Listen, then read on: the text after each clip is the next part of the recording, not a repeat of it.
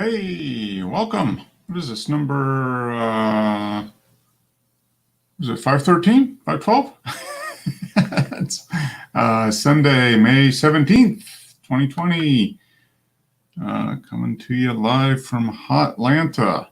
Well, hotter Atlanta. It's not warmer Atlanta. We're getting warm. Temperatures was up a little bit here the last few days, as was the humidity. So we're getting there. Let me go ahead and post the link there. Chat. So everybody's doing well. Had a good week. One more week of virus-related life-altering behaviors.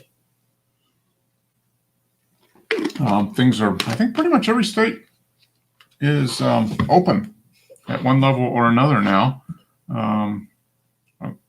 Yeah, everybody's doing something at least. So we're getting back. I know the UK they relaxed the requirement of not being able to exercise outside. They've allowed that to happen unlimited, but I don't think they've opened things back up. So won't be going to a pub there anytime soon. How you doing? Hey, James. Good. Hey, there's Joe. Hey, what's up? Yeah. Sorry, I was just saying I'm not going to London to go to a pub yet. They're not open yet. Yeah, I mean, well, why go? I mean, that's the whole point. Are things pretty much open there, James? I don't know about London. Dennis will know that part. How about you and Charlotte? Have they? Has North Carolina opened up pretty much? They say they're going to start opening things up and be a bit more free to people. But as I said to my daughter, I'm not going to come and visit her for another 2 weeks. So those people want to get out now and get freedom. Let them go out and get freedom. Then after 2 weeks, I'll look at the situation and decide whether I want to go to travel an hour north to see my daughter and my granddaughter. Yeah. I'm not in a rush. To me, it's the safety of my daughter and my granddaughter. Yeah. We just kind of, not much. Well, other than not being able to go out to restaurants and bars and that type of stuff. I mean, we're pretty much, if we're not working, we're home anyway, so it doesn't impact it too much. You go out much before though?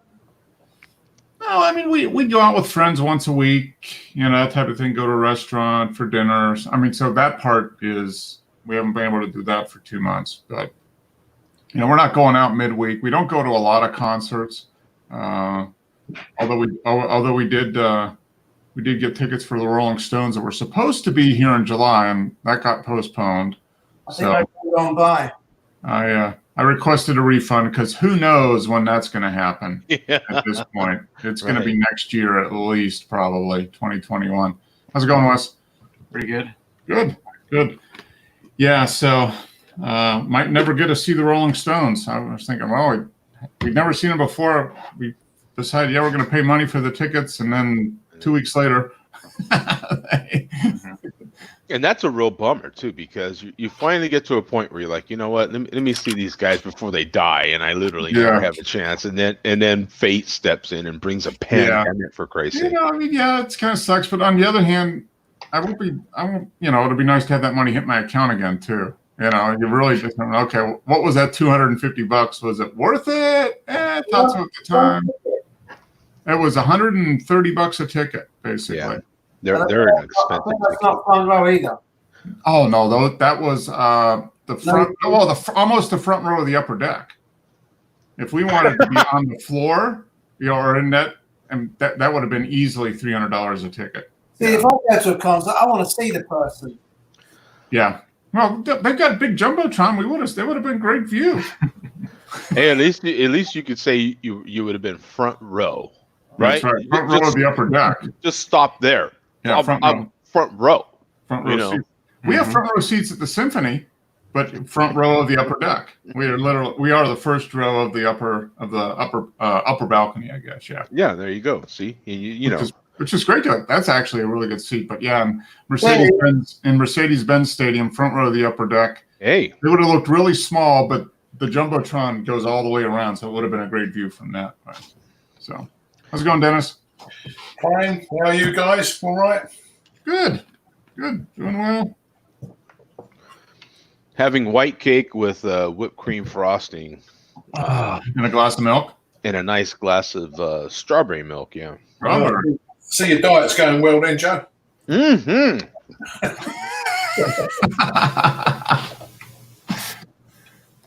Yeah. Oh, that's good stuff. Yeah. Oh, please. Oh, heck yeah. Good.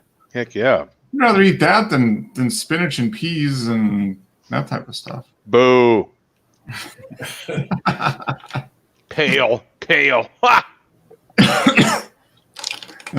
Totally make chocolate covered kale chips. Yeah, they probably do. They probably do. Probably, yeah. Probably organic dark chocolate covered organic kale chips. There's more descriptors in that too. I mean, you got to have organic in there somewhere. Yeah. With some Himalayan sea salt and exactly. See, West knows. Yeah. Himalayan sea salt. Yeah. In what is it? Produced by a factory that uses wind power. Yeah. Or something like that. Yeah. Alternative energy fueled. Free range. It's got to be free range. Yeah, free range kale.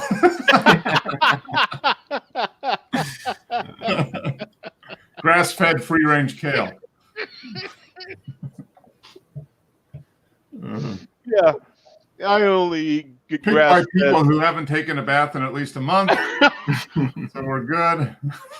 With nice hairy armpits. Yes, exactly. Picked by people that never left Woodstock. We just moved them down here to pick the kale, and now they're going back. Yes. Oh, man. So how are things in the UK, Dennis? I heard you can go out for unlimited exercise now, but you still can't. Are the pubs open yet? No. I think you can go out as many times as you like now, but wherever you go, you must return to your home that same day. Okay. That's the pubs are not open because you might not know your way home. Yeah. Well, that's true, yeah, because I can only find my way home when the pubs are open. Yeah. So no overnight trips. So you're not allowed to travel to visit a friend or anything like that. You can't go to your holiday home. You know, they're still turning people back. Okay. Yeah, it's only England that's done this. Scotland, Northern Ireland, and Wales are still locked down. Wow. Okay. Yeah, it's up to the individual governments, local governments, whether they decide to. Yeah. It's just if the numbers are coming down, they say the others say it's too soon, but the England side says no, the numbers are getting low enough now. No, have they opened up anything there? Shops or anything in England? I think from the beginning of June, some of the schools are going to go back. Okay. But you can only have 15 pupils to a classroom, and it must be the same teacher all day. Oh, wow. Okay. Yeah. All right. So, That's actually pretty good if it's one. That way, if somebody's going to get sick, it's just going to be one teacher, not 8. Yeah. Or vice versa. Yeah. Or vice versa. It's one of the teachers has it and transmits it to the kids. Yeah. Yeah, but the unions are getting involved now, saying, "Oh, the teacher's going to be safe." Yeah. Well, each teacher now, instead of moving from room to room, they're just going to have one teacher is going to have one room of students for the time being. Then. Yeah. But don't forget, in this country, the children of the essential workers, like the doctors and nurses, they have been going to school. They've never stopped. There's school places for your frontline workers, because so that means that they've been around the kids from the people who are more likely to catch it, working with people with COVID-19. That's an interesting distinction. What's the reasoning behind that? Because that way the essential workers don't have to worry about childcare or anything. That's right. Yeah, they don't have to stay at home and look after the children. Okay. All right. Yeah, because they have been offering daycare to essential workers. That's right. Yeah. So basically, those children were allowed to go to school. They've never. What percentage of those kids or teachers have got sick? Do they know? No, I don't know. There's no figures, I don't think, for teachers. That'd be interesting to see. Yeah, that would be interesting to see because, yeah, that would kind of give you some indication. Maybe they're using some data from that to kind of determine what they're going to do for the rest of the schools. Yeah. Yeah, there was. I was telling my cousin earlier that there was a guy who went to a funeral. The old boy died in his 90s, and just before lockdown, and 600 people attended his funeral. Oh, wow. And they said, like, I think it's 49 of them ended up in hospital because of the, 4 died. Yeah. Okay. So obviously, the 600 people at his funeral was 590 too many, right? Yeah. They got the 10-person. Do they have a 10-person limit on groups there? Something like that. Yeah, you got to stay spaced 2 meters apart, and only a certain amount of people can go to a funeral, because they say at a funeral everyone's like shaking hands with everybody. And oh yeah, no, that's they've been making the funerals mostly, of the more public people that have passed away. They've been making them private. Yeah. Just close family, that type of thing. Yeah. Police officers and first, responders and stuff like that have passed away. Yeah. They've made them all private, which I think is smart.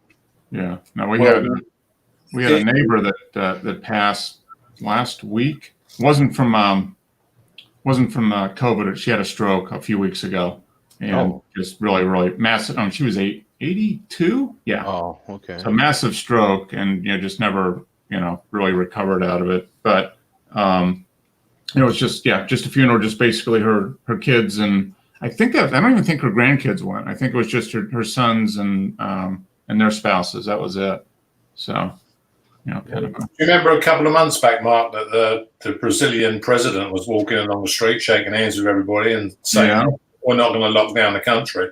Yeah. Well, our news today, 860 people died in the last 24 hours.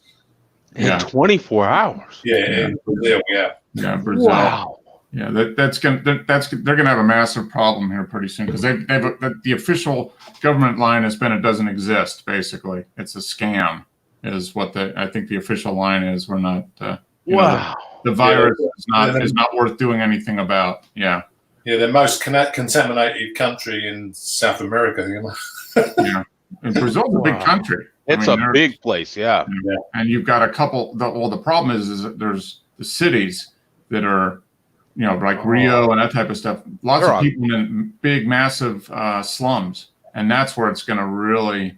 It's going to run rapid. Go through, that's what they're worried about for like India, Africa, just the huge areas of slums in there that are just, spread the disease. I hear a lot about slums in Brazil and that. Why do people go there on vacation if it's mainly slums? Well, I think there's parts of the city that are really nice. Yeah, there's nice places. Yeah, they do their best to stay out of it. I look at those travel vloggers on YouTube, and they show all that stuff. And you ain't getting me there. I mean, it's tempting to go to Brazil for that big festival they have. Carnival. Yeah, Carnival. But other than that, man, but they do show some really beautiful places. It's a beautiful country, and there's parts of the city that they're fantastic too. Yeah. But there's just a huge pocket of there's just piled on top in most big cities. But you get into the developing countries, and Brazil still is a developing country, I think, to a large point. I mean, there's just massive. Germany's they just opened up some of their stuff again, but I hear they're shutting it down straight away because of the I didn't hear that. Okay. Yeah. I don't know. Georgia was the first state to open, but we still don't have bars, and bars aren't open. Are they open in Florida now, Wes? Have they? I don't know if bars are open. Restaurants are, but I don't know about bars. So they are doing seated dining in restaurants, and with limited capacity, probably, right? Okay. Yeah. And it's interesting, they were allowing bars to do takeout. Okay.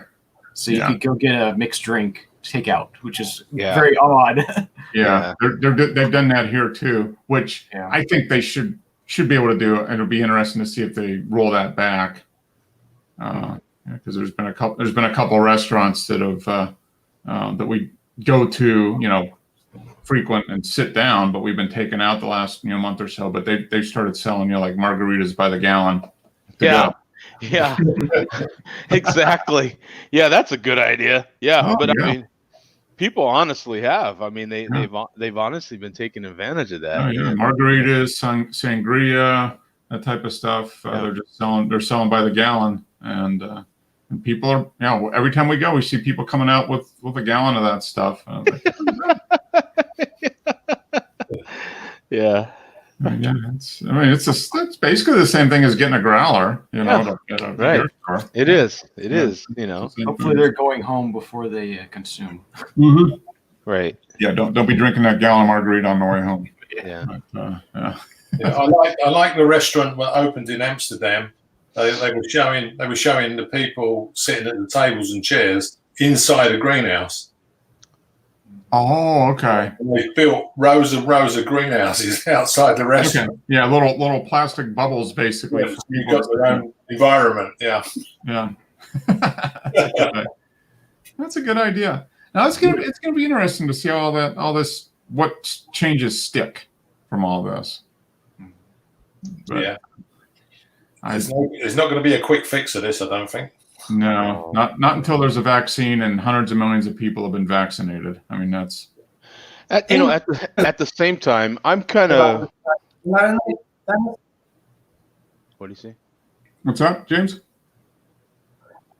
Hasn't England come up with a vaccine, or they're close? Oxford is. Well, they don't have one yet, but it seems like they're pretty far along. They had a pretty good base to start from, so they're one of the ones that seems to be developing one of the more likely candidates right now for a vaccine. Yeah, they've all got their ideas of what's going to work, and they're all working in different. But it's good. Everyone's doing it different. Someone's going to come up. Someone should come up with a fix. Yeah, you would hope. What were you going to say, Joe? Well, and I can only speak for our state. I did see the morning news telecast on YouTube, of course, so I could watch it with no commercials. But but the numbers, like in our state this morning, where there's 13,000 reported cases so far, and our deaths are somewhere around 670 something. So 13,000 and 670, so about 5%. Yeah, and see what you just did right there, Mark, and that's what I was thinking. I'm like, well, that's got to be somewhere in the single-digit percentage, right? And I don't think they like to put out that. This is one of those weird times when they don't want to give you a percentage on stuff, right? They don't want to give you that ratio because they don't want you to think that's okay. But at the same time, you hear 5%, you have a 5% chance of deaths from this thing. You might take it a different way, right? Yeah. And then at the same time, 10 weeks ago, right, maybe even 11 weeks ago, at the very beginning of this thing, for us in this country at least, there was a whole lot of comparisons to the flu. Not saying that it was the flu. This is definitely more serious than the flu, but there was a lot of comparisons to that. And we were told these big numbers on how many people die every year from the flu. And I still have yet to hear of, within this same time frame, how many people would have caught the flu, for one, and how many people would die of the flu in this same time period. Where's that information now? Joe, you know what I'm saying? Joe, I got the statistics off the Italian satellite. Oh, there was a town in Italy at this time last year. They've got the recorded deaths of like normal deaths, flu. Yeah, and it was a 1,000% increase this year. Oh, okay. Well, there you go. Boom. All right. Yeah. I think a typical flu year here in the U.S. is somewhere between 30 and 50,000 deaths. Kind of like that April to March or October to March, about 30 to, some years higher, some years lower. I was listening to a show at the beginning of all this, and they were talking about comparisons to the flu, and they were saying like flu death rate is like less than 1%. It's like 0.5% or 1/4%. Yeah, so it's much less death. Much lower. And death. right now, that seems like the average. And I think a lot more people have had coronavirus than tested. I think there's been a lot of that, but just based on tests and deaths, it's like, I think across the country, it's like 3.5 to 4%, something like that. Some states are higher, some states are lower, maybe 4 to 5%. I think it's a lot higher than the flu, but I think it's still like if you're talking a 1% death rate to a 5% death rate without even being able to totally treat it with a what do you call it, the immunization, with a vaccine. You know what I'm saying? But they are already within this short time span, they are getting much better at treating this thing. They're getting better at putting people on and off ventilators. They've already improved, and that's on a weekly basis. They were showing on that same newscast that I saw this morning, I guess we had a doctor who was our longest hospitalization in this state, and he got released after 55 days in the hospital, which is an incredibly long time. But 7 weeks. Yeah, it's a long time. So I mean, it is. I think it's more deadly than the flu typically. Oh yeah. But I think, I don't know. I mean, I would hope they would be able to get better statistics, but I think the rate at the end, when we're all done with this and we have a vaccine and that type of thing, if they take a look at all the percentage of deaths from it, is probably going to drop a little bit, because they're going to find that more people had it that didn't test for it, that type of thing. I bet, because we're not testing enough people to know really how many people have had it, or, there's probably a bunch of people that had it that haven't, they were sick for a week and they recovered and they're back. And that has to be counted into the total percentage, to figure out what percentage. The other thing is timing. When you go and have that test, because the woman across the street, they said the test was negative. And then in the afternoon, they said, with her symptoms, they said, with your symptoms, like being sick and having diarrhea for 2 days or whatever, it's possible you do have it. Now she's saying she does have it. But originally they said, no, she doesn't. But now they're saying, yes, she is. It's too early. Yeah. Well, that's the problem. We don't, they test and they get false positives or false negatives. Yeah. So we're just not good at, we're not doing enough testing. And then the testing we are doing isn't as accurate as it is for the flu. But when the flu season comes around, they develop a test that's going to nail it pretty much, because they have a lot of experience knowing what changes. With this, they're still figuring it out. So it's just completely different. But it's another week. What I didn't like to hear this week was there was some guy on the radio, and he was saying that there's been cases of people catching it twice. Oh, yeah. Yeah. I would have thought once you had it, you'd have the antibodies and you've got a good chance of not getting it again. But apparently there's quite a few cases of they're already on the second time round. Yeah, I would think that if it is like the flu, I mean, you catch the flu, you recuperate, you go back to work, or you do whatever you normally did before. And if someone else has it, you don't like, oh, I'm good. You know what I'm saying? Yeah, I'm all right. I'll never catch it. Go ahead and breathe on me. Yeah, breathe on. Give me some, man. Come on, let me see. Give me some. You're still like, yo, get away from me, fool. I just got over this stuff. I don't want to go through that. Yeah. There ain't too many of us that run, oh, yeah, I just got over the sniffles. Come on, bring it. Sneeze on me, man. No, that's. But they're finding, that's, and then that stuff that's happening to kids where they're getting the inflammation like weeks later, type of thing. So, it's just, they're finding more and more little symptoms or effects of it that they haven't, they don't have a lot, haven't been seeing it long enough to really know what is and what isn't, I guess. Well, isn't there another strain of it or something already? Yeah, they figured there's at least two variants of it. One that is on the East Coast. It's like IPAs. You got East Coast Corona and West Coast Corona. You know, whether you like the East Coast hops or the West Coast hops. But they found a variation, that it all originated, in China or whatever. But by the time it got to the East Coast of here, like New York, it went through Europe and then here.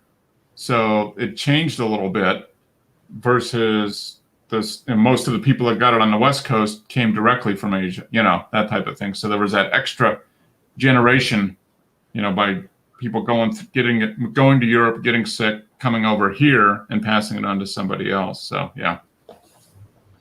Yeah, but whether you like piney or citrus, just however you like your. In Scotland, in this country, the death rate was 57% of deaths were in old people's homes. Were what? Oh, yeah, old. In the old people's places, yeah. It seems to have gone through them non-stop. 57% of the total deaths were old people's homes. Yeah, that's unfortunately with the flu is the same way. The highest percentage of deaths with the flu are older. It seems to be. It's just when you get old, your immune system isn't as strong, and if you're in a home like that, a lot of times you're nursing, so you're not just old, but you've also got some other stuff too. You've got other conditions, but it doesn't discriminate on that. It just looks for hosts. Doesn't care where you're at. Yeah. All the virus wants is some place to live. Yeah, so it doesn't really care. It just wants a place to live. I mean, come on, guys. It just wants a home. I mean, how come we want to kill it? It's just. Just support the homeless, man. Yeah, come on. So, just virus notwithstanding, some of us have been doing photography. I think. Yeah. What's that? I don't know. What's that camera? That stuff back there? I don't know. GIMP comes to mind. Yeah, we're having a play. Yeah. You're having me fucking nuts with GIMP. Yeah. GIMP. So have you guys been doing? Has Dennis been tutoring you, James, on GIMP? Yeah, let me ask you this, Mark. How often do you get into GIMP? I last gimped on last Sunday morning. I haven't looked at GIMP in the last week. You use the bracket keys. What's that? The bracket keys to increase and decrease. What are those? No, I don't know. No, I've got to learn all the hotkeys, all the shortcut keys. So the bracket keys increase in automatic zoom. Yeah. You can adjust the size of the brushes in the clone tool and the. Oh, okay. By using the square bracket keys. Yeah, the bracket keys will make it smaller or larger, and you can see the slider moving and the numbers. Oh wow! Okay. Well, I knew that in Photoshop, right? But so trying to do it in GIMP, it didn't seem to work. And we spent a long time trying to figure it out why, and we figured it out. It was working, but it goes so slow, it doesn't look like it is working. Oh, okay. So the best thing to do is it's so fine of an adjustment. It's not. Yeah. Use the sliding bar over on the left side, and just use the sliding bar to increase it quicker. Oh, okay. So the brackets work, but they work so slow. Yeah. But when I was in Photoshop, it goes a lot faster. When I do an increase with a bracket and decrease, it's faster. But in GIMP, it's very slow. Yeah, but the thing with GIMP is that seems to be your fine adjustment. If you just want to shrink it down just a bit, it does it so slowly that you can control the size of the paintbrush. Yeah. Yeah. Now I've just done pretty much open up the general thing, make the adjustments that way. I haven't tried anything beyond that at this point. So. Well, I've been basically playing with it all week, and then Dennis and I have been together doing different things and that. So it's been fun, but it's been like a headache.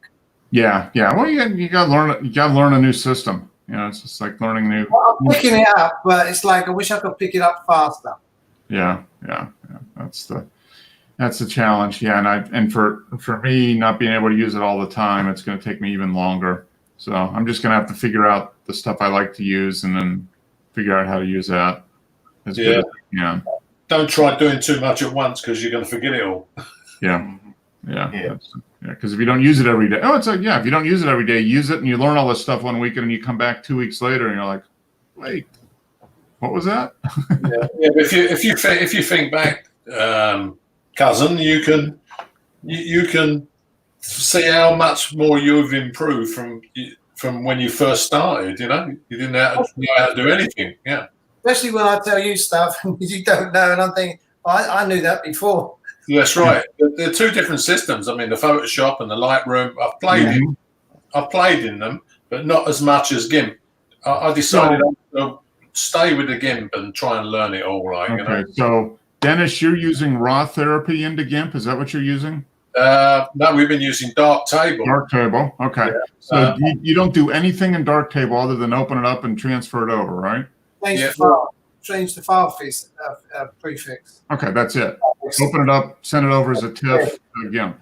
Yeah, I don't actually put my photos in Darktable. I just open the GIMP and put them straight in GIMP. Okay, this GIMP opens Darktable and puts them in for you. Okay, so you're opening up GIMP and then file browsing there. Yeah. Oh, okay. I got to try that because I've opened up Darktable, browsed that way, and then moved it over. Now, if you just drop your raw file straight into the GIMP window, then Darktable will open and it will go straight into Darktable. Then you can save it as a TIFF. Okay. All right. So that saves a step then. Yeah, but usually I'll use it for sharpening and, if you want to do a few adjustments. But there's so much more adjustments in GIMP to play with. Yeah. I'm just wondering whether you really even need to do anything in Darktable other than just give it access to the raw file. Yeah. Well, Darktable carries over the EXIF data. That's the main thing for me. Yeah. But if I can access it through GIMP, then I don't really need to open up Darktable unless it opens up through GIMP. Then okay.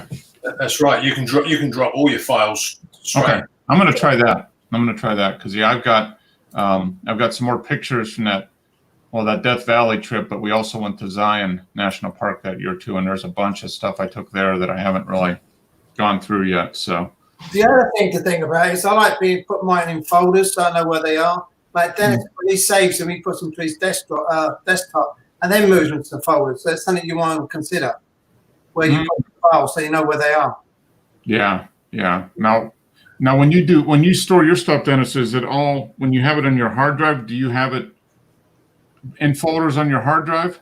Yeah, what I do was when I've played in the GIMP, I save the .xcf file, which is the GIMP format, and then I'll either save a JPEG or a PNG, whatever you want to, because not all systems take PNGs. You can only use JPEGs, I think, in Facebook. Mm-hmm. Yeah, so. That's if I'm putting it on the web, I'll just do a JPEG. But keeping the finished article as a .xcf, if you click that logo, GIMP will open and it'll go straight back in, open up for you how you left it. Okay.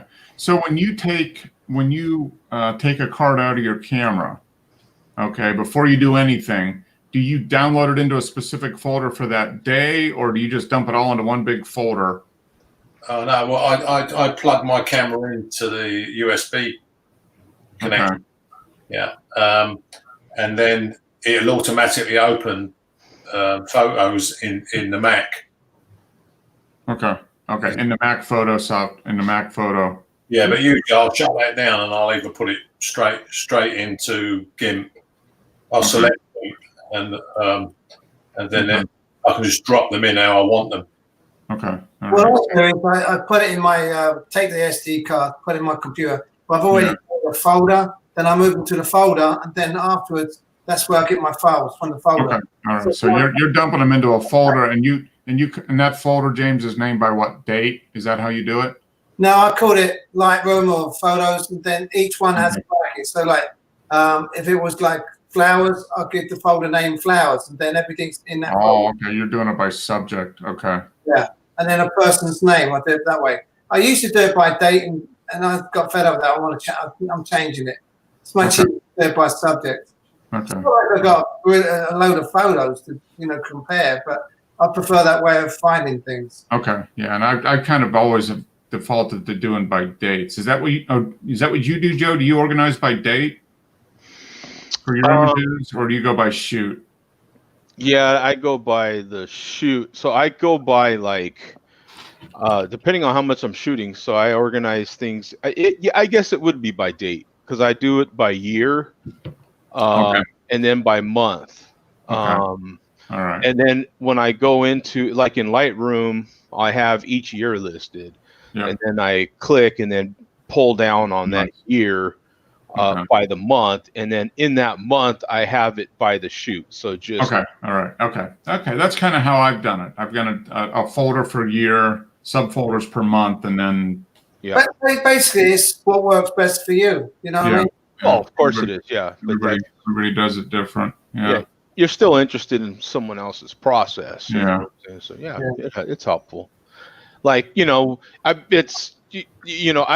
what's funny too is it's kind of probably similar to how you organize a lot of things. Like Wes probably organized his Lightroom or whatever he's using to edit nowadays in a similar process to organizing his records. You know what I'm saying? Like it's probably similar. Well, here's an example. I did a family, and I did the woman's son. He was a senior. So I put the folder as the last name. Then inside that folder, I put the son's name. Then anything I did for the son, I put him. Then after that, the next year, I did the other one, and I did the same thing. So you can see by the folders the name. You've got the heavy folder, which is last name, surname. And then the other folders are the other people in the family. So I've got two sons and a husband. Okay. All right. So that's exactly where they are. Yeah. Okay. Interesting. Yeah. Everybody does it a little different. And you got someone like Pat that literally I don't know how he keeps I don't know how he finds as much as he shoots too. I mean, he shoots like a madman, and he just dumps it all into one big folder, right? Well, yeah. I mean, he has like maybe a photos folder, however he labels that folder. No, he does have his individual shoots, but other than that, it's just a file system, man. He just points Photoshop to what he needs to edit, and he organizes his it's just the file in his. There's no file management. It's just Just a default wherever it ends up. Yeah, it's just it works, I guess. Yeah, he's been doing it for eons like that already. So the way he started out probably 15 years ago, and he's still doing it. And now if he were to like stop and somebody were to come in and try to figure out, they'd be like, they'd probably be totally confused how he has things. They wouldn't be able to find anything probably.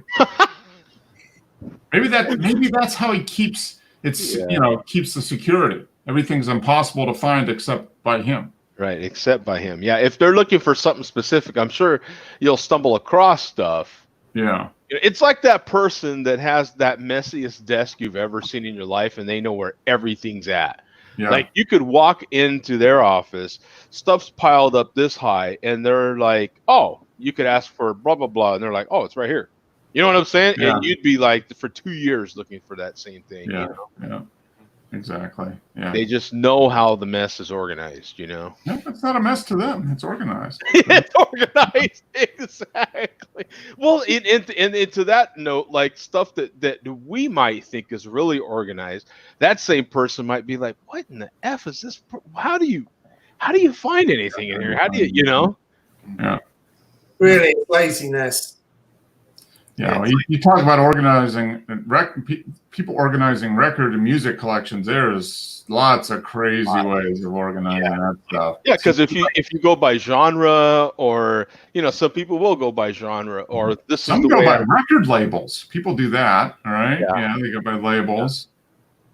Yeah, when people which makes sense. Genre, it's I don't understand because like you get some certain artists like where do you put this artist? They're they could be hip hop and jazz or funk and hip hop or who knows what it is. Like You know, like they may be a rock artist, but they do a lot of rock vocals.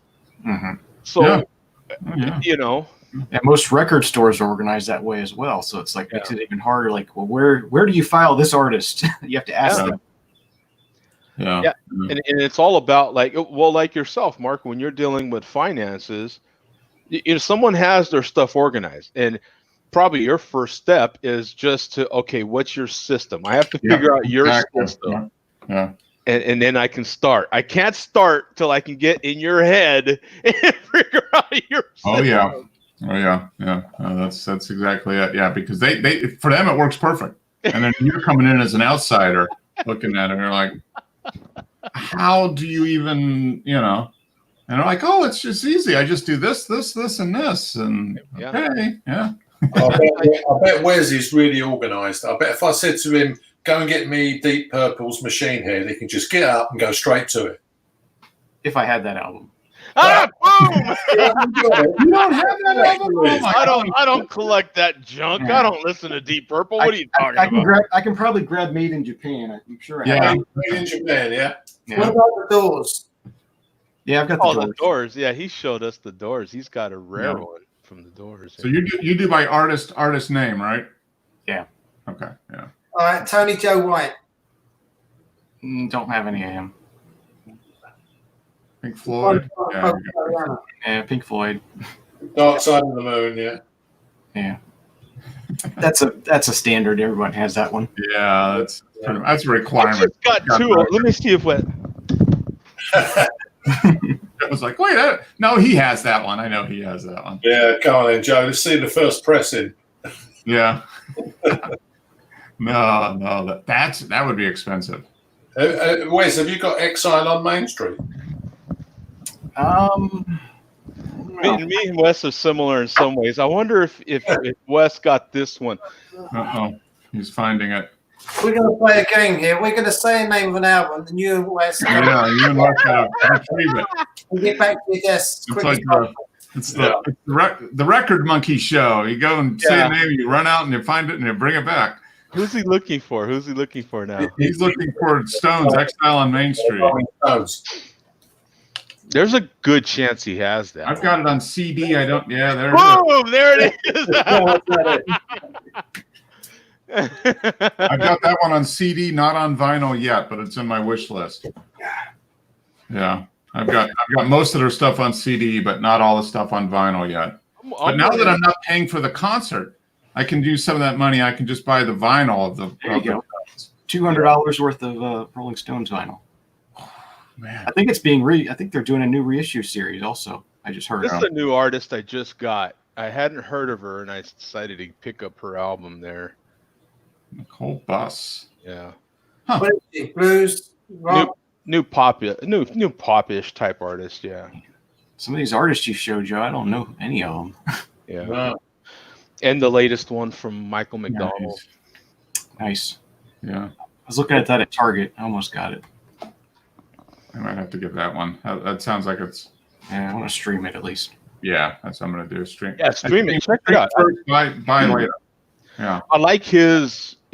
Some of these artists. Well, it's like, which Johnny Cash did you like? Did you like the late Johnny Cash or the early Johnny Cash or the middle kind of stuff? Same thing with Elvis, right? Like a lot of people like the fat Elvis. Yeah. And then some people like early Elvis, right? Same thing with like Luther. Luther is a big one. Some people liked Luther when he was heavier. They thought he was a better vocalist when he was heavy. Yeah. And then when he lost weight, they didn't think he had, that little that we always talk about as audiophiles, that little extra. He went from tubes to solid state there.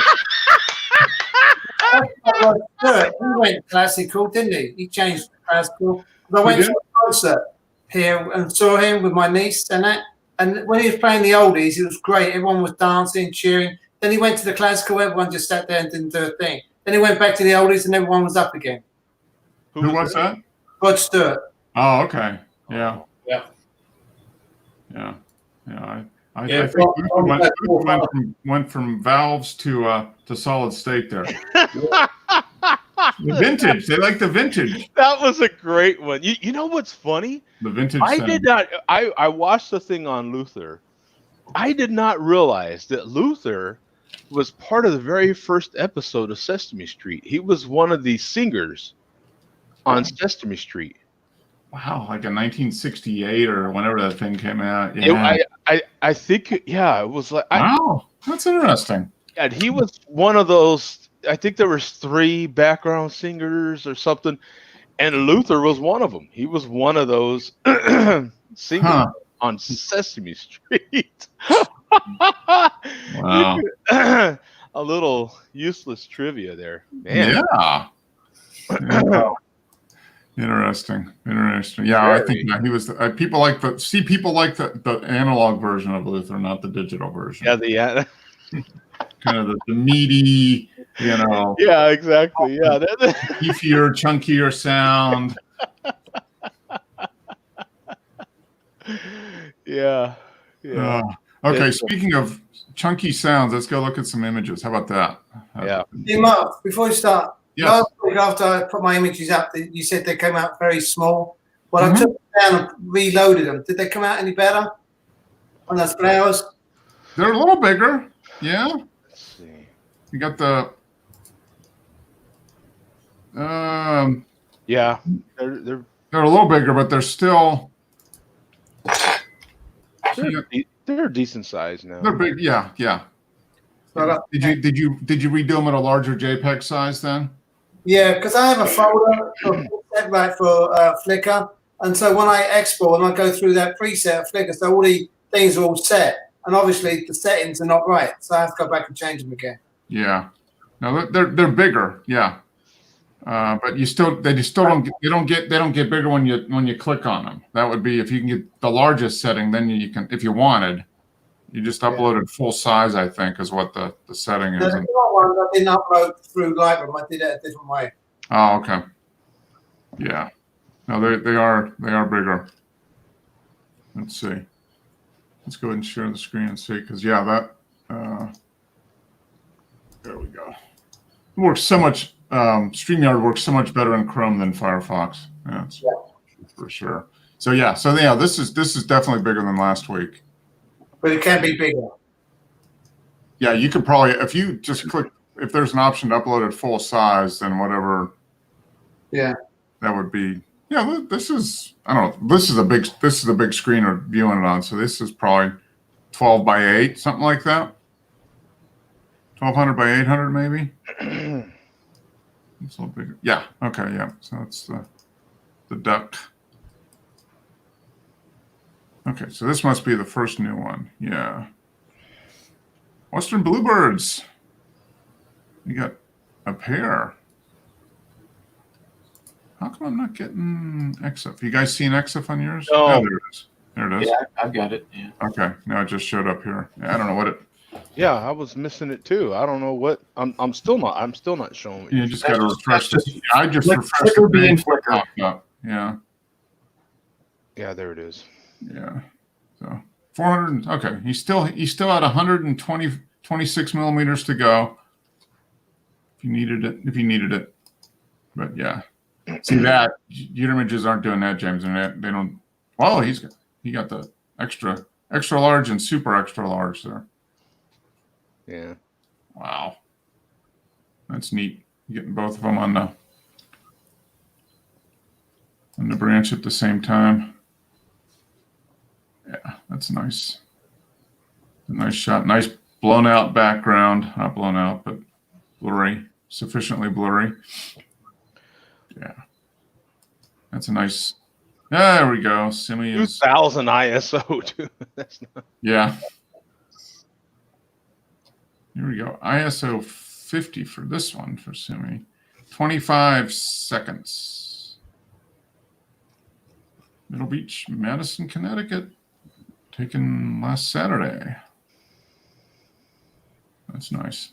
Yeah, the tone of this one's nice. Yeah. Okay. 73 groups. That's rocks there. Yeah. Okay. 73 groups. Yeah. Boy. And we don't know what that 25 is. Is that 25 minutes? Yeah. We don't know exactly. 25 hours. Came back, got up, came back the next day. Like, Yeah, hey. just, yeah.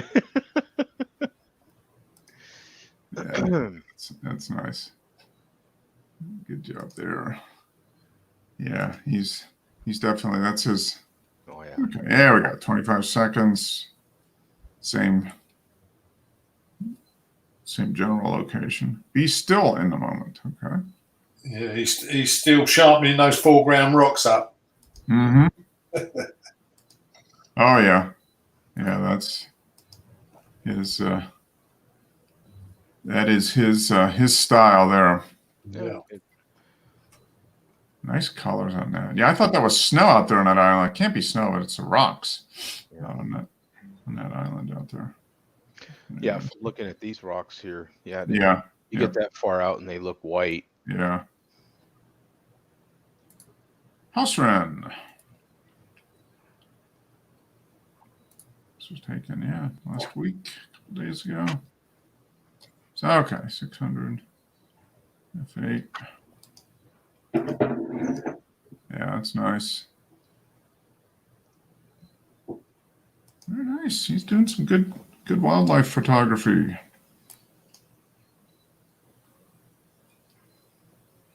It's a wren, at least I think it was. I don't know if they might probably migrating through there. I don't know. This time of year. Oh, here we go, Wes. This is black-eyed vireo or white-eyed vireo. Yeah, I like this whole series, man. You've been posting this on Instagram, and I really love this idea you've been doing. Yeah.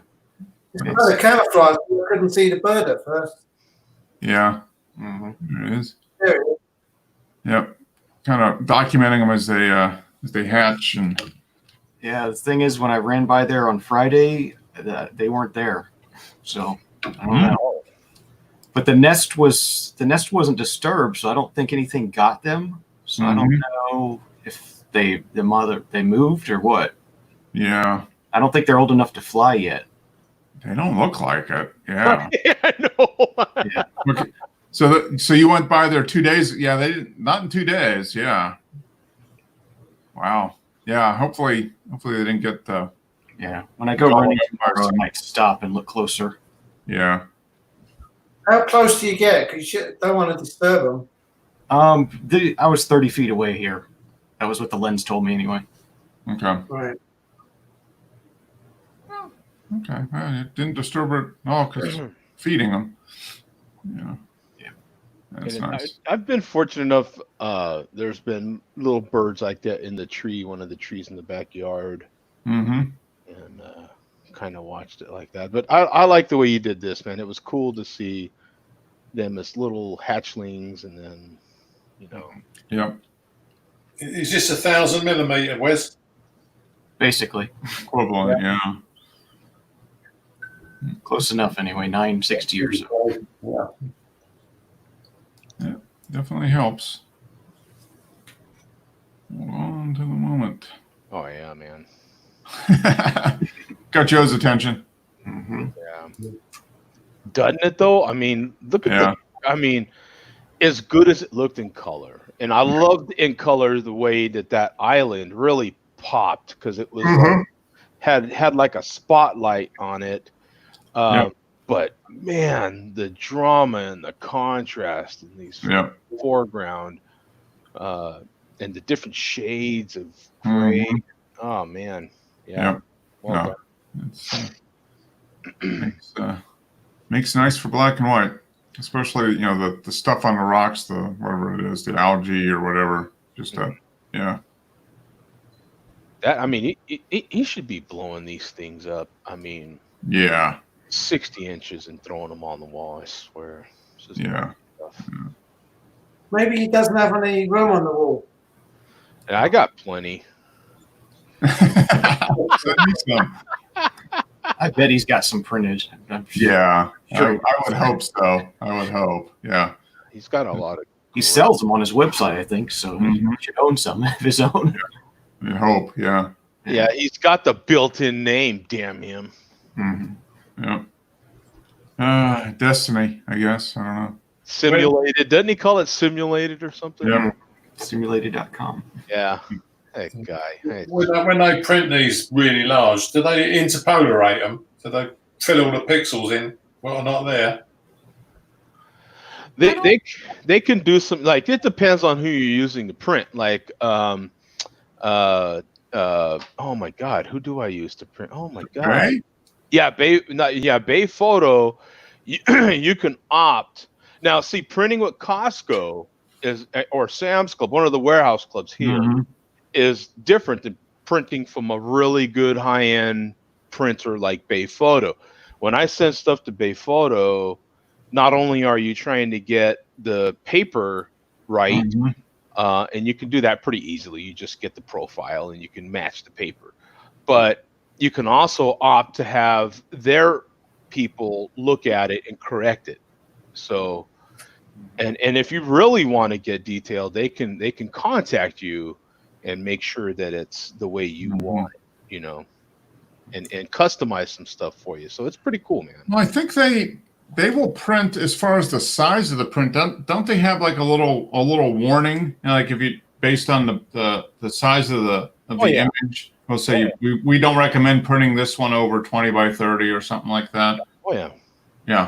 So it'll calculate for you, Dennis, and say, you know, whatever they use, is it 300 pixels per inch or something like that? Whatever 300 per inch. Yeah. So, because I mostly concentrate on the DPI. Yeah. Yeah. Yeah. Do you send them to the printer and just say fix it how you like, or do you specify what you want done?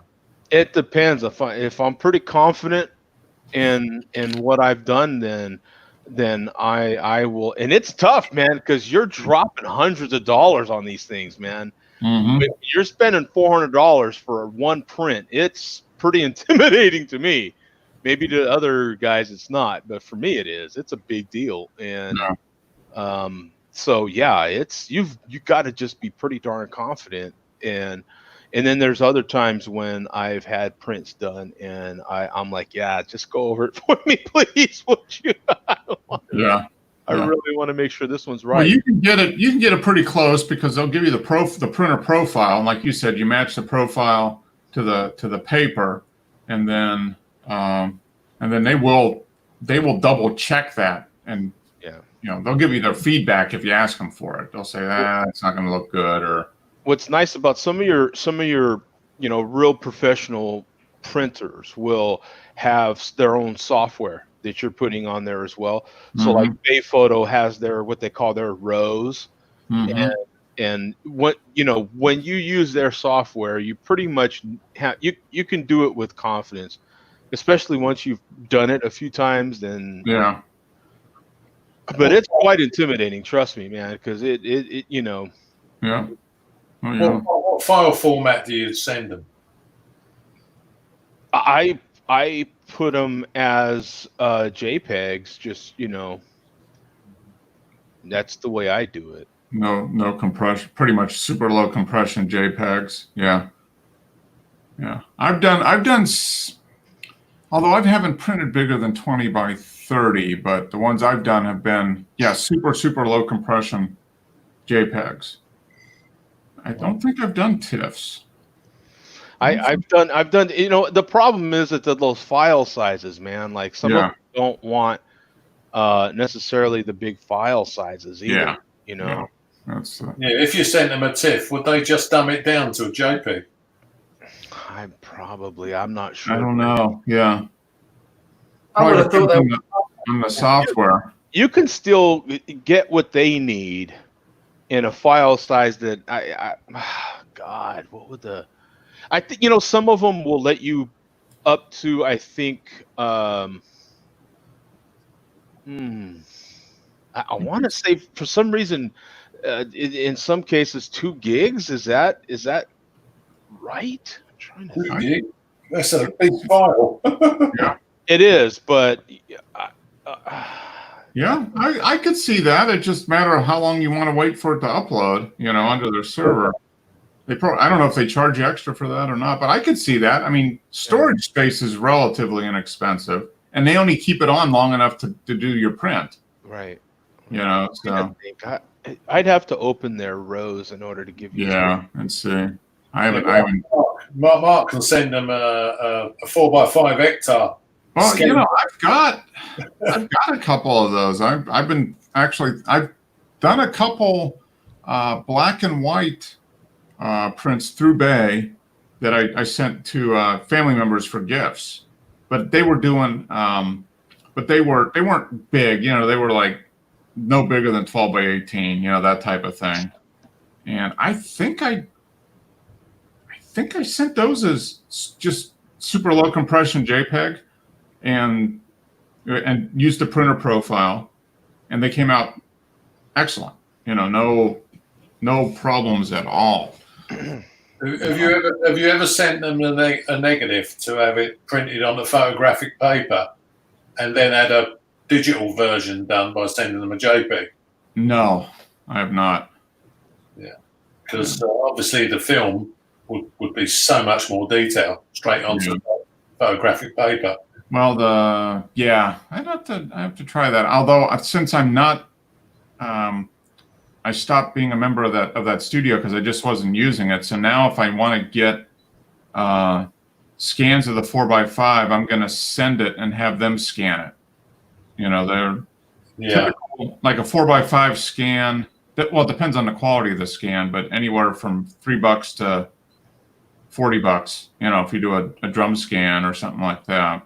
Yeah, can you have it done on photographic paper, like color paper? If you sent it to them and said you wanted a proper photograph in the dark room. I think so. Depends on Bay Photo won't do it, but there's some other ones that will. I use a place called the Dark Room. They're in California, and I think they will do that. It costs a lot. It will, because you got someone's time in it to do labor. Yeah, I mean it's probably going to cost you $150, $200, something like that. I'd love to see a photograph done straight on photographic paper, and then one what was drum scanned. Yeah, and that'd be an interesting thing. I'm going to go back through that stuff, because there are definitely, going back through the old images here the last couple of weeks. I was like, I gotta revisit some of that stuff and get a couple more of those things printed. So that might be. I can use my stimulus check. They're sending another one out, aren't they? I don't know. That's what they're proposing. We'll see. Yeah, our government's paying everyone's wages to October now. Wow. Okay. Yeah, 80% of your salary till October. Okay. Can I live in your garden for a while and get some? Yeah. Sorry, I retired now. Yeah. Oh man, that's crazy. But no, that's a good idea, Dennis. I'm gonna take a look at that, because there are a couple negatives, color, that I think would be interesting to be printed, directly from, versus drum scanned and printed. Yeah. I just don't know what the cost would be. It might be prohibitive. I don't want to pay like $300 for an experiment, but for like $100, I could probably, if it's a nice enough image, I know they would do a good job on it. So. Yeah, I've only got 10 by 8 color papers as far as I can go. Yeah. Unless I want to go out buying big packets of very expensive photographic paper. Yeah, that's a risky proposition, I think, for me especially. Okay, so here I'm on their site right now. Oh, okay.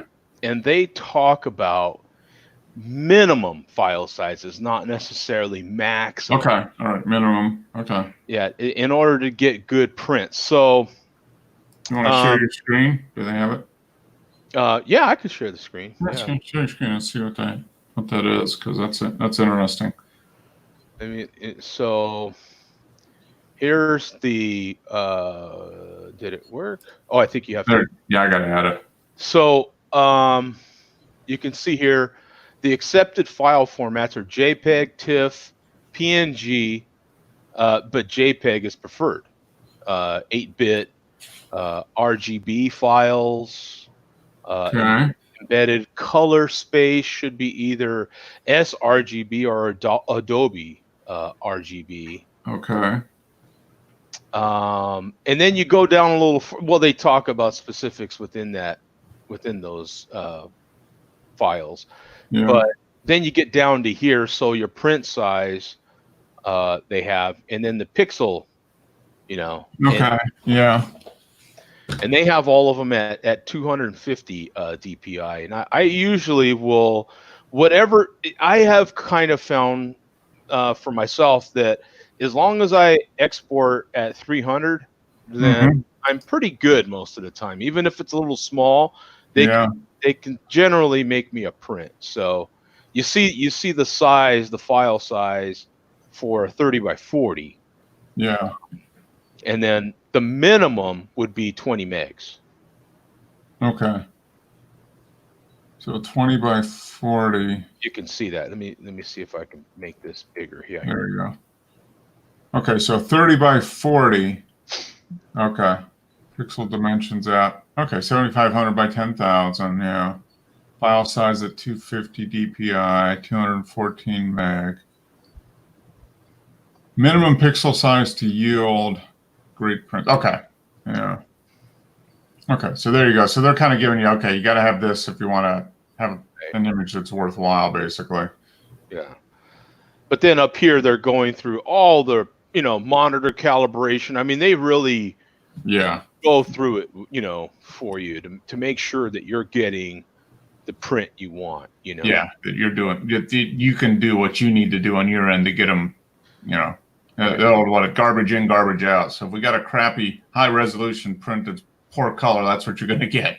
So you want to make sure you send us good stuff. Yeah. I know you can specify no corrections, isn't it? If you send them in, say this is how I want them. Don't do anything. Right. Yeah. Like color corrections and that. Yeah. Yeah. That's interesting. I was going to take a look at the darkroom. Let's see. Yeah, because they have retouching in here, and they have a whole section on retouching services. It's just a matter of if you trust them to do it. I personally, I think I've only opted for them to adjust my photo a couple of times. Yeah. Now, when you put your photo in, can you call them up and say, reference your name and number, and that, and say, do you have your opinion, and talk to them over the phone about your photo? Yeah. Oh, yeah. Oh, you bet. Yeah. Sometimes they can really help. Like there may have been a spot in a particular photo where you were having a challenging time, and it's worth that little bit extra to have their people go over it, probably in a better manner that you couldn't. You know what I'm saying? Yeah, because they see, literally, that's all they see all day, or images. They can at least give you a reference point. And to our eye, that we've seen thousands of images, you might want to change this or that type of thing.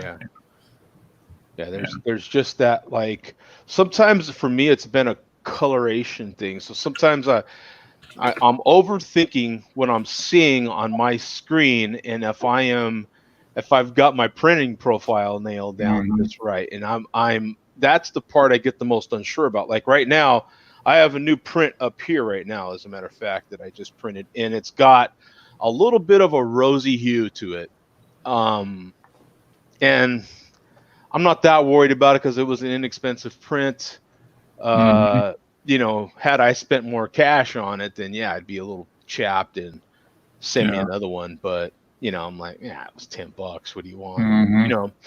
So I didn't really match. I thought it was pretty good because I didn't match the printing profile on it at all. I just I exported, boop, sent it off. I want to print, so I just live with the consequences. Yeah. you know. Yeah, But if you're not me, you'll look at it and go, "Oh, that's nice." You know what I'm saying? But if you're me, I know that it has a rosy hue, right? Yeah. It's like, yeah, exactly. Now I was looking at drum scans. So a 4x5 scanned at 4K DPI, $60 a sheet for a drum scan. $60 a sheet. Yeah. Wow. That's expensive. Yeah. Wow. But a couple sites are all kind of about the same as that. Yeah, like 60 bucks, 8x10, $120 a scan. That's a lot. Yeah. So I won't be doing that just for the heck of it. No. It's definitely But you can, like, the place I use that develops film, they will do not a drum scan, but a high resolution scan for like 10 or 12 bucks. But it's not a drum scan. So yeah, a drum scan 4,000 dpi is gonna be 2.5 gigabytes probably. Yeah, that's what I said. That they figure it's gonna be about a 1.7 gig file is what they said. Right. Yeah. So it's got to be better just to send it to a lab what can print it straight onto photographic paper. Probably. Yeah. Yeah. If you just wanted one print. But if you get the scan, then you can do multiple prints. Yeah. That's true. Yeah. But yeah, those guys that do large format, 8x10 large format, man, I'm sure they get some discount, but yeah, you're looking $75 to $100 a scan probably. But for that kind of money, you're better off buying yourself a 4x5 enlarger and make a dark room. Yeah. That's a lot. That's for sure. It's not analog photography isn't cheap. Kind of like analog music isn't cheap. Yeah. It's more expensive. The older we get with our stuff, the more expensive it gets. It's strange that when I was a teenager, the color was twice the price of black and white, and now it's the other way around. Yeah. Yeah. Black and white's really expensive. Mm-hmm.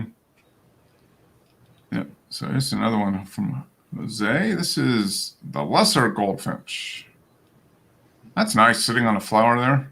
You did a really good job there. Yeah, man. Yeah. Yeah. What lens are you using this time? This is the 200 to 600. The Sony FE 200 to 600.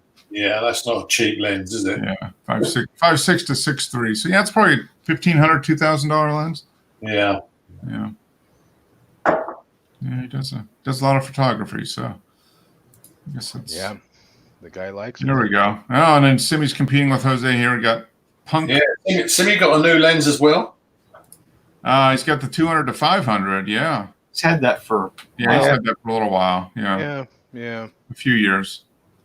Almost as long as I've had mine, I think. Yeah, but yeah, that's you got the bird's attention there. He's got his feathers up in a. I like it when it's got closer because you see more of the bird. Yeah. Yeah, that's a nice red-bellied woodpecker, which is funny because it really doesn't have a red belly. It's got a red head, but they got the name wrong there. But the red-headed ones have more red on their head. Yes, they do. It's almost like a full, top to bottom. You got to go all the way red to be called a redhead. I guess. Yeah. What they're saying. Yeah. And here's a cardinal. That's neat with that light. I wonder if he put that. No, I could see that being the natural light. Just a direction of the light. Yeah. The cardinal. Looking right at him. Yeah. Hey, look at that. Some good sharpening and increasing clarity here. That is very nice. I would have thought his tail would have been a bit bright because if his breast is bright, the tree's bright, and you come by the branch to go by the tail, it looks dark. Well, I think there's artistic intent there to a little. Yeah, I think it's been brightening up the. Yeah. Kind of brighten up this. Well, yeah, I could see that, although that's below it, but yeah, I think he probably did emphasize the light there. If you would have brightened up the part by the tail, it would have matched. Yeah, brighter than it is anyway. Yeah, but then I guess if you would have done that, then it would have drawn your attention away from the bird staring at you, staring through you almost. Yeah, there's a few different ways to look at it, because you look at the underneath of the of that branch and the branch behind it, it's dark, and it's the underneath of that. Yeah, it's so I'm sure he did a little bit of stuff here in post, but yeah, it's neat to. Yeah, it's you can one image you can process it infinite number of ways. Yeah. What's the real image? It's like, I want to hear the music as it was recorded. I want to see the image as it was taken. Yeah. Good luck. Yeah. Yeah. Who knows? There's a red belly. Birds' tongues are creepy. It's the title. Okay, there's his tongue. Yeah, he's getting whatever he's pecking at there, the bug or whatever. Yeah. Birds can be kind of creepy if you look at them. Oh yeah. You know what I'm saying? Yeah. Like their heads look kind of. Look at this. Oh yeah. No, they're definitely interesting creatures. That's for sure. If you look That's at why them. long lenses, stay away from them. Yeah. Alfred Hitchcock made a movie about him, so I mean, you got to be careful. That's right. Yeah. Got to be careful. Cat fight. Bird. This is a fantastic way to. Yeah. This was great. Didn't like his jelly time being interrupted by this Baltimore Oriole. Oh, that's must be a feeder with some sweet grape jelly or something in it. Yeah. Is he using a filter of some kind on this? Yeah, there has to be some kind of like painting filter. Oh yeah, without a doubt. Yeah. Yeah. This is well done, man. Yeah, it is. And I like the way he he brushed it all off of them. So you really focus on them, and it feels the birds, and in the background is like a painting. So it's like the birds are on top of the painting. Yeah, that's neat. Yeah, pretty cool. Yeah, good work. Cat fight. Only 29 groups. What's up with that? I don't know. He's slipping. This was taken on May 10th. That means he was probably processing it in the middle of the week, which means he's probably having to work, so he didn't have as much time. Yeah. Yeah, when he puts them in 70 or 80 groups, I just think it must take forever to put it. It takes a little while, yeah. In that amount of groups. Yeah. That's just so many groups. I wanted to touch up. I mean, real old, if you look at the data, and it's also taken with my other camera. Okay. See, this one enlarged pretty nice. Yeah. Yep. Yeah, I did it a different way. I went from the JPEG on my file straight up to Flickr. I didn't go through Lightroom. Oh, okay. All right. So yeah, this is. So do you like the black and white or the color, Joe? I think you did the other one in color, right? Wasn't it? Oh, okay. You got black and white. Oh, this is kind of a. No, this is color. Did you do any kind of sepia toning or anything to this, James, or is that? That's the way it was. I was touching up. But this is a long time ago as well. But I tried to do that. See that registration? I couldn't do that. So Dennis and I were playing with it today. He did it in the end. What, to get it? Be a number. What happened was this was a guy at work. He wanted me to take some photos of his car, because he wanted to sell. So I took it to the top of the car park and took photos of it. But then he noticed the registration number was showing, so he asked me to rank it out. Well, at that time, I wasn't very good at Photoshop and that, so I just did it the best I can just to scrape it out. He's only doing it to car. But today, Dennis and I were playing with it, and Dennis has got a good version where he put a number plate with 007 in it, which is appropriate. Huh. So it had a front license plate, and you got rid of it. Yeah, because he didn't want it to be seen. Yeah. No, I don't blame him. Yeah. Okay. So yeah, you did a good job. So did you clone it out, or is that what you ended up doing? I don't know what I did, but I can't remember. Okay. I could do it at the time because I didn't know Photoshop that well. Yeah. But Dennis, did you upload that one you did this afternoon? No, I haven't, but I can do now if you like. Yeah, if you would. I'm just uploading the one I messed with. Oh, okay. So you did the black and white, then the color version, and then the one that Dennis did with the turned it into James Bond's car. Yeah, I'm just going to add it to your group now. Oh, okay. All right. Oh, okay. Yeah, we're done. Let's go forward and we'll take a look at it. See if it.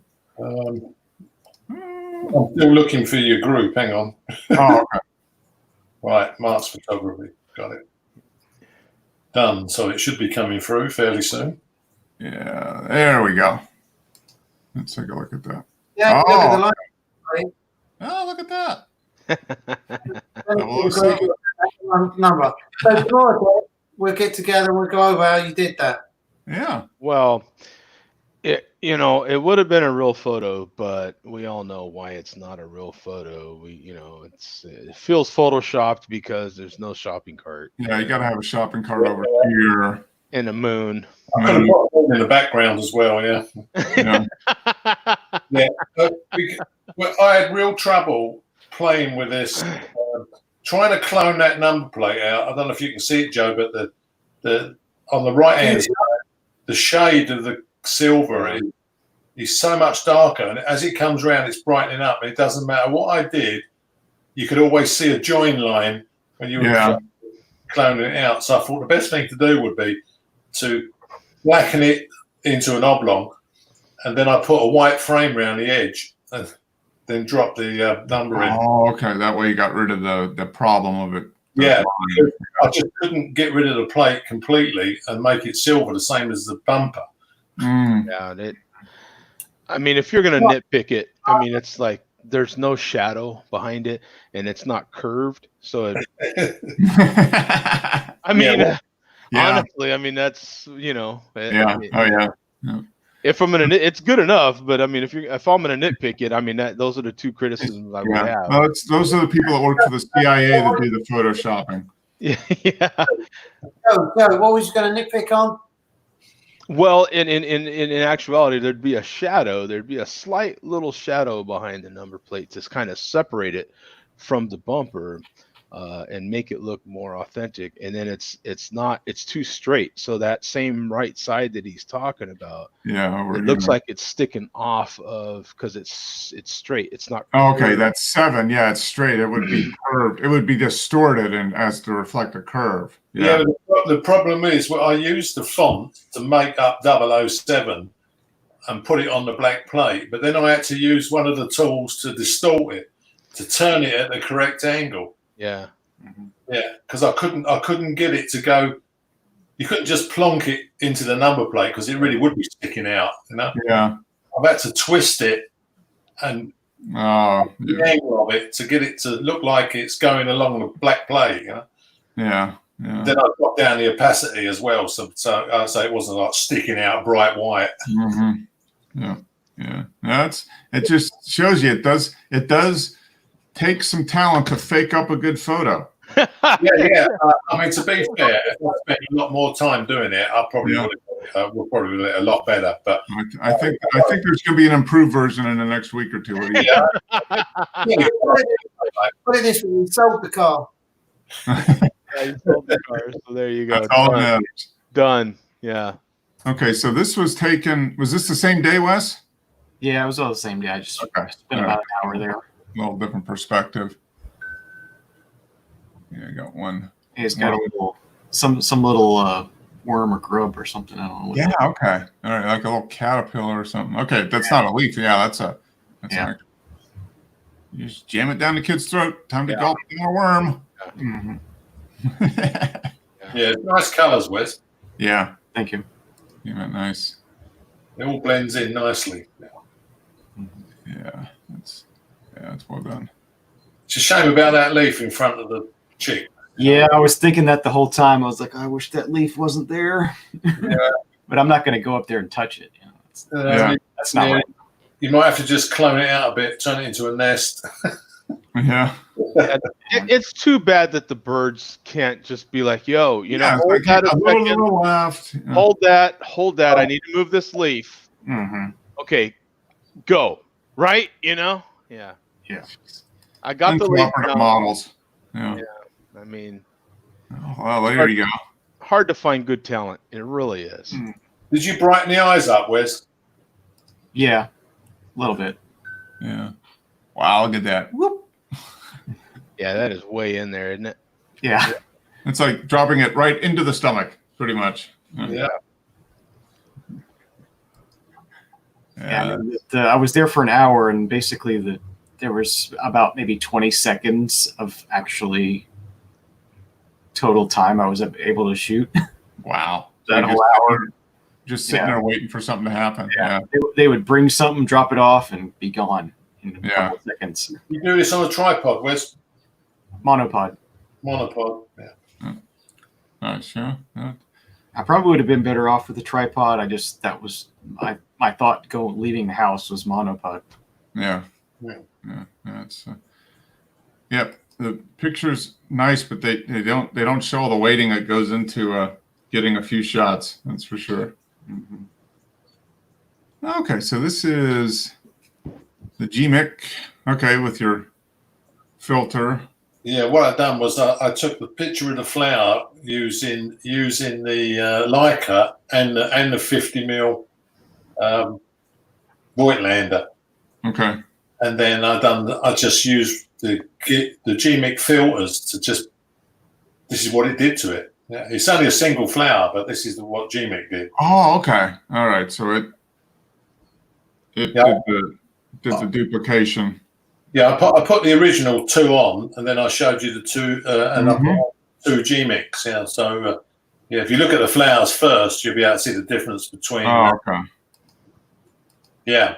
Okay, so these are the original 2 flowers. Okay. Yeah. So this one is the Leica 90mm. Okay. Wide open. Yep. And the next one is the Lander. Yeah. Huh. So same flower. Same flower. Yeah. How much time difference? Because the lighting is look at the difference. Yeah. This is the way the Leica rendered it. It's so much smoother, softer.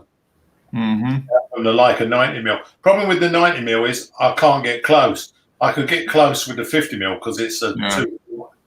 I've got the Voigtlander helical. The focuser. Yeah. And this was done at about f2.8. It wasn't wide open. Okay. So I could get a little bit more focused on the front. Yeah. Yeah, it's interesting. I don't know, the colors a little richer here. Yeah. It's like it's got more contrast or something. Yeah. Yeah, but especially in the cone of the flower. Yeah. Huh. Interesting. Okay, so there's the 2. And then you took dropped some out, you ate one of those mushrooms in your garden, and then this is what it looked like to you. Yeah, this is just that same photograph. Applying one of the GMIC filters, and and then I framed it up. We saw GMIC filters and frames. Yeah. Okay. There's that one, and then this was kind of. Interesting.